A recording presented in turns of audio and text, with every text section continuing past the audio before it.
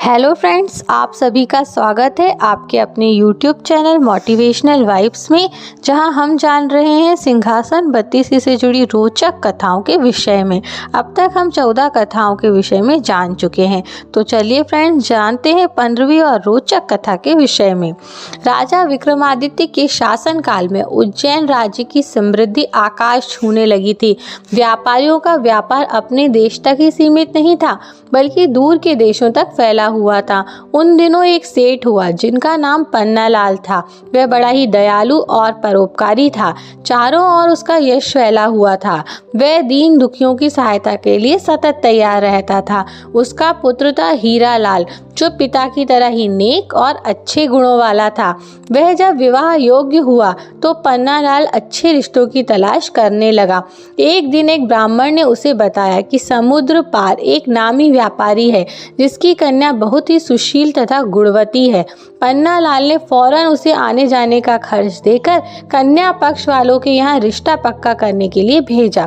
कन्या के पिता को रिश्ता पसंद आया और उनकी शादी पक्की कर दी गई। विवाह का दिन जब समीप आया तो मूसलाधार बारिश होने लगी। नदी नाले जल से भर गए और द्वीप तक पहुंचने का मार्ग अवरुद्ध हो गया। बहुत लंबा एक मार्ग था, मगर उससे विवाह की तिथि तक पहुंचना असंभव था। सेठ पन्नालाल के लिए यह बिल्कुल अप्रत्याशित हुआ। इस स्थिति के लिए वह तैयार नहीं थे, इसीलिए बेचैन हो गए। उसने सोचा कि शादी की सारी तैयारियां कन्या पक्ष की ओर से कर ली गई हैं। बारात नहीं पहुंची तो उनके ताने सुनने पड़ेंगे और जग हंसाई होगी। जब कोई हल नहीं सूझा तो विवाह तय कराने वाले ब्राह्मण ने सुझाव दिया कि वह अपनी समस्या राजा विक्रमादित्य के समक्ष रखें। उनके अस्तबल में पवन वेग से उड़ने वाले रथ हैं और उसमें प्रयुक्त होने वाले घोड़े हैं। उस रथ पर 8-10 लोग वर सहित चले जाएंगे और विवाह का कार्य शुरू हो जाएगा। बाकी लोग लंबे रास्ते से होकर बाद में सम्मिलित हो जाएंगे। सेठ पन्नालाल तुरंत राजा के पास पहुंचे और अपनी समस्या बताकर हिचकिचाते हुए रथ की मांग करने लगे। विक्रम ने मुस्कुराकर कहा कि उनकी हर चीज प्रजा के हित की और रक्षा के लिए होती है, और उन्होंने अस्तबल के प्रबंधक को बुलाकर तत्काल उसे घोड़े सहित रथ दे दिया। प्रसन्नता के मारे पन्नालाल को नहीं सूझा कि राजा विक्रम को धन्यवाद कैसे दे। जब वह रथ और घोड़े सहित चला गया तो विक्रम को चिंता हुई कि जिस काम के लिए सेठ ने रथ लिया है, कहीं वह कार्य भीषण वर्षा की वजह से बाधित ना हो जाए। उन्होंने मां काली द्वारा प्रदत्त बेतालों का स्मरण किया और उन्हें सकुशल वर का विवाह स्थल तक पहुंचाने और विवाह संपन्न कराने की आज्ञा दी।